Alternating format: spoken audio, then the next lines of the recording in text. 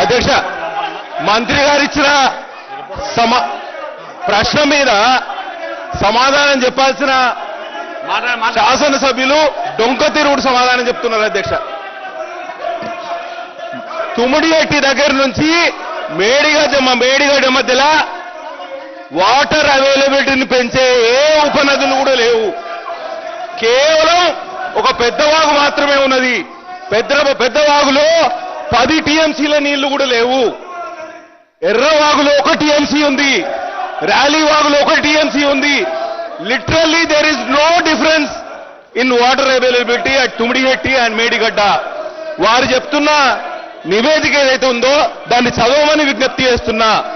మేడిగడ్డ దగ్గర extra water వచ్చే అవకాశమే లేదు. ప్రాణహితను బేస్ చేసుకునే ఈ ప్రాజెక్టు కట్టాలి. అప్పుడు తుమ్మిడిహట్టి దగ్గర ఉన్న నీళ్లే మేడిగడ్డ దగ్గర ఉంటాయి. వీరికి సమాధానం చెప్పలేక డొంక తిరుగుడు సమాధానం చెప్తున్నారు. అధ్యక్ష.